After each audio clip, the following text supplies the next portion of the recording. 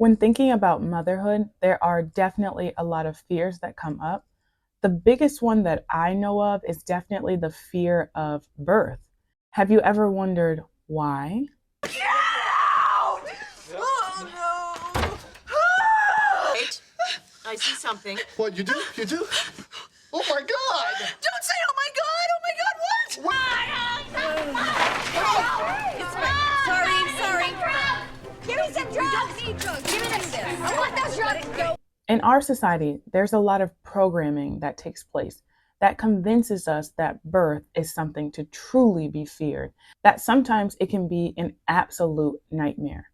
Now, that can definitely be true for some women, but for the vast majority of women, birth is nothing to be feared. It is a natural, normal process. Now, as you saw in my little preview, a big contributor to birth fear are movies and TV shows. It's Hollywood. It's the things that we see all the time. As women who are considering motherhood, whether it be trying to conceive or actively pregnant or just plain interested, it's easy for that programming to seep in and make us afraid of birth. So today I thought it would be fun to take a look at a clip from Baby Mama. It's a comedy with Amy Poehler and Tina Fey. And the storyline is that there's a woman who's pregnant with another woman's baby, and we see her give birth on screen. And I thought it would be fun to take a look at the series that led her to birth and just kind of comment on some of the things that they got right, some of the things that were intentionally ridiculous, and some of the things that are perpetuated in every movie that you see. So let's take a look at that video. I've been off Dr. Pepper for 2 weeks. This is water. Good for you. Thanks. Angie, I think your water broke. Wait, what? Your water is breaking. I gotta get a bus to take me to the hospital. Let me drive you. I'll drive you. Okay, I'm not due for 3 weeks. I know. Should we clean that up? No, somebody else get that.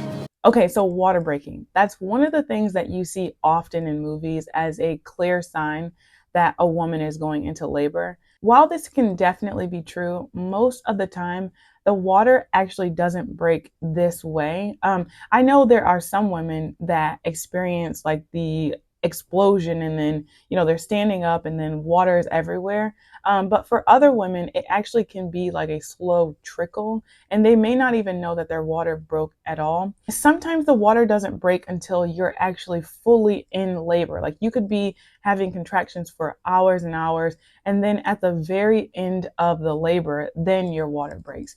I even have heard of stories where the water didn't fully break until the baby was already coming out. There's a wide range of what can be normal in birth in regards to water breaking. Something else that you may not know is that the water can release and you not actually be in labor. There is something called premature rupture, and basically that means that your water's released before you're actually, in active labor. There have been times when a woman's water broke and then days or weeks have gone by and they still haven't kicked into active labor. There's a lot of variation in normal. I think because it's kind of theatric and like over the top, movies love to show that the water breaks and then the woman goes immediately into labor. And that's not always the case.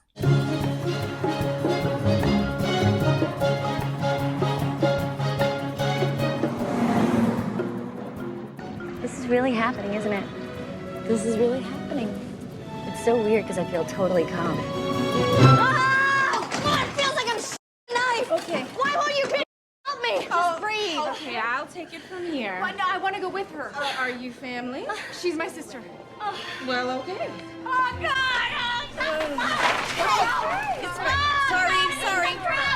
Give me some drugs! You don't need drugs. Give me this. I want those drugs! Go. I kind of appreciate that in the car, they actually show her like fairly calm for a while before going into the hospital, because that can sometimes be the case that your water breaks and nothing happens and you can be super calm. Just going along with that, in labor, there are many pauses. You're not constantly having a contraction, and they're not always equally painful. So you may have one strong contraction and then you might have one that's not so bad.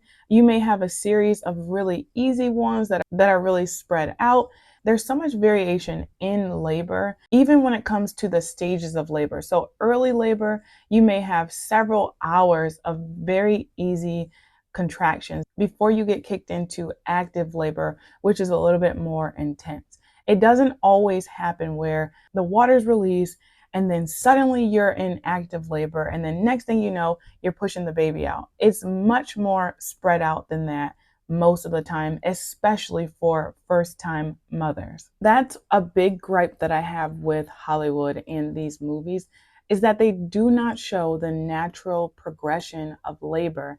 I know that it's a movie and so it has to be dramatized and you want to see kind of like when it starts and then when it ends. Obviously, the purpose of labor and birth is to get to the baby, and they only have a certain amount of time to kind of show what's happening. So I get that. But the way that they show 0 to 100 is very misleading for women out there who are only really seeing birth this way. Like, how often have you seen someone give birth in your life, in real life? Like, just think about it for a second. When have you seen someone go from the beginning stages of labor to giving birth?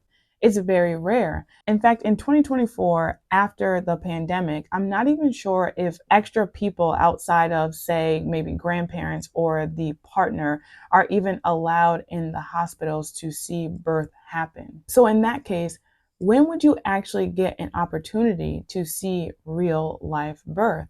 Almost never. The movies are really the only place that you're going to see that happen unless you actively seek it out in some way. Now, and because I brought that up, there are avenues that are available on social media that give women access to births in various forms.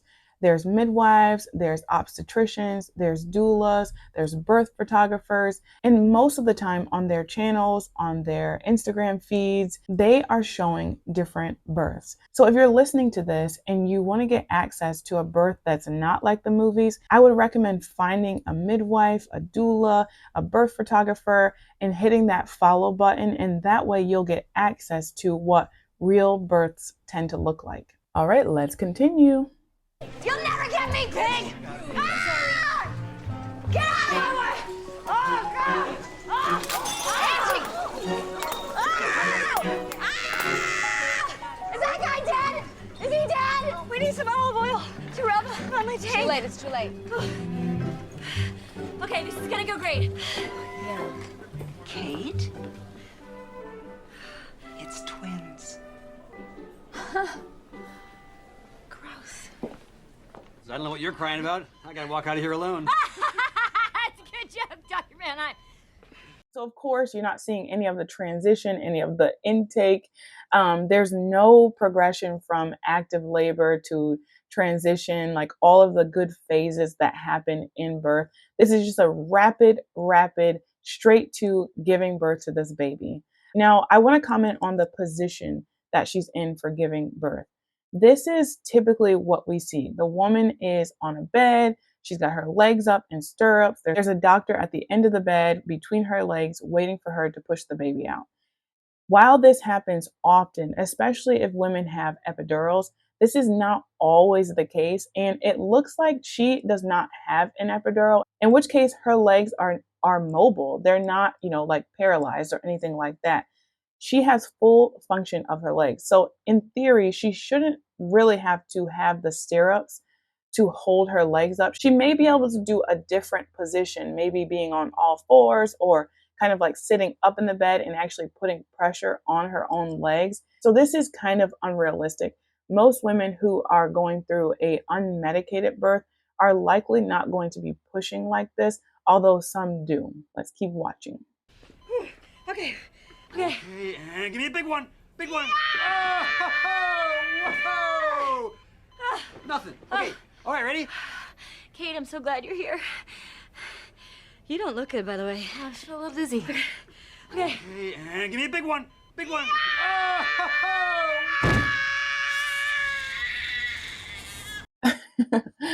Okay, two things there. I did like that they showed a brief pause when she was pushing, and then she looked over to Kate and she was kind of like normal and able to talk. This can definitely be true. This is true for me, and this can definitely be true for other women out there. There's not this constant push.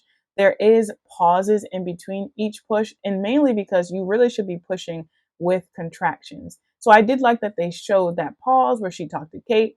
And then I also love that they showed Kate passing out, because this is another thing that really does happen. There are some partners out there that get kind of uncomfortable and queasy when they see what's happening down there, or just in general, just like the adrenaline and the rush of knowing that a baby is being born can sometimes be overwhelming for the birth partners. I know that this was true for my husband. He said that he felt like he ran a marathon after the birth of our second child, the birth that we had at home. So I love that they included that in there, because it does happen. This is actually not super dramatized.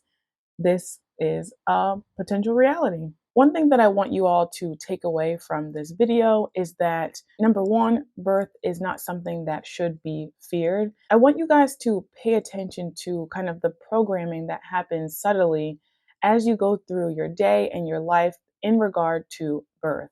I showcase how the movies can definitely influence the way that we think about birth, but there are other avenues that serve the same purpose. One big one is birth stories in general. There is this tendency for people to kind of share birth horror stories. There's a reason why people remember their most feared or the scariest moments of their life. There's literally a biological reason to remember things that hurt you or were scary, because it's a way of protecting you. So the things that stand out to them and that they remember are going to be kind of the worst parts, especially if there was active birth trauma. People who had normal or, easy births tend to not remember every aspect of it and may not share it because nothing really went wrong. But if there was something that did go wrong, they're going to really hyper focus on that. And I find that people love to kind of bond over the negative experiences that happen in birth. And unfortunately, with the system that we have, especially in America, for women who give birth, it's more likely that you're going to hear negative or, dangerous stories. So just be mindful of the content that you're ingesting, whether it be virtual or in person. Never be afraid to kind of step away from someone if they're sharing a story that you don't necessarily want to hear. This is definitely true for women who are actively pregnant. If you are in a situation where someone is sharing a story that is really negative or makes you uncomfortable, don't be afraid to tell them, please don't share that with me, or I don't want to hear that, or I don't need to hear that. Set a boundary that protects you from hearing story after story after story and setting up a narrative in your head that doesn't need to be there. Truthfully, this can kind of become a general rule in your life overall. Establishing boundaries and kind of setting up barriers against negative and things that don't make you feel comfortable. Setting it up now is a good way to set the foundation for your future in motherhood. One of the difficult parts of motherhood is that everyone kind of has something to say about everything that you do. This is a common complaint amongst mothers, that everyone is going to say that you're doing something wrong no matter what you're doing. You can't please everyone. So if you're not pregnant now, or you are and this is your first child, beginning to set boundaries early is going to help you out later when you already have kids and you're tired and you're overworked and you're underappreciated and you're getting negative feedback from various random sources. Another big thing that I want to emphasize is that the only way that you're going to start to feel comfortable and not afraid of birth is by exposing yourself to it over and over and over again. Now, I want to give a caveat that you need to be exposing yourself to the right births. I always say positive births, and that can vary widely. What I mean by positive birth is that you want to find births that honor the mother, that the mother feels heard, that the mother feels safe, that she felt like she was in control of the birth in some way. I don't necessarily mean a natural birth or a water birth or a birth that perfectly followed the mother's birth plan. There can be a positive birth that was a C-section. It all depends on the mother at the end of the day. You want to find births that don't cause trauma, that don't cause fear, that don't make you want to run away from motherhood, that make you want to jump into it. Those are the kind of stories that you want to listen to. Those are the kind of videos that you want to watch. So as I said before, look for different midwives, doulas, birth educators, birth photographers, because they tend to show really positive births. You can find them on Instagram, probably TikTok, maybe Facebook, definitely YouTube.